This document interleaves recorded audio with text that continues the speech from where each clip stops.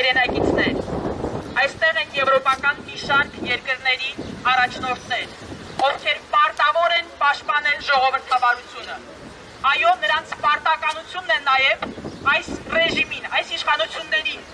ասել, որ նրանք վնասում են ժողովրդավարությանը Հայաստանում, որովհետև աջակցությունն այս ռեժիմին նաև վնասում է ժողովրդավարության ընկալման ամբողջ աշխարհում, որովհետև ժողովրդավարությունը խոսքի ազատության մասին է, իսկ նրանք ամեն օր սահմանափակում են մեր խոսքը։ Ունենք տասնյակ քաղբանտարկյալներ, այդ թվում արքեպիսկոպոսներ և լրագրողներ։ Ժողովրդավարությունը մարդու իրավունքների և ազատությունների մասին է,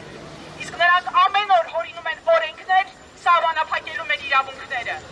Նրանք ոչ միայն հրաժարվում են պաշտպանել 100 հազարավոր արցախցիների իրավունքները, այլև խոչընդոտում են այդ իրավունքների իրացմանը։ Ամոթ!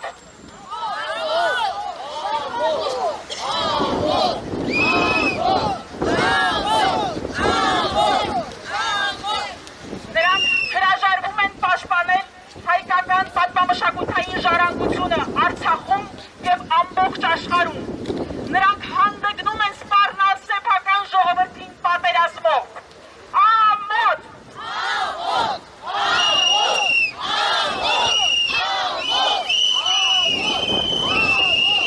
Եվ վերջապես ժողովրդավարությունը դա հանրային համերաշխության մասին է, իսկ նրանք ամեն օր պառակտում և ատելություն են քարոզում։ Նիկոլ Փաշինյանը, իր ամբողջ թիմը,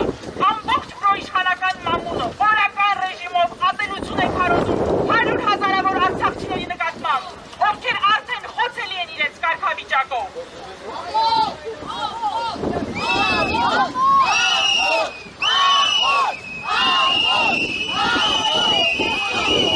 Եվրոպական երկրների հարգելի առաջնորդներ, և երբ դուք ձեր սեփական շահերից ելնելով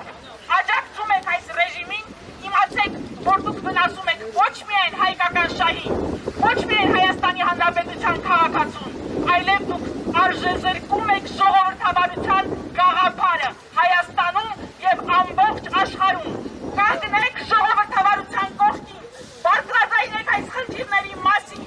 մի հանդուրժեք ժողովրդավարության անկումը Հայաստանում։ Ամոթ!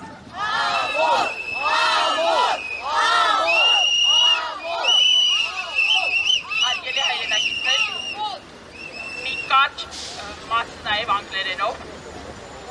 Dear leaders of European countries, we know that democracy is about freedom, and you should know that this regime every day limits our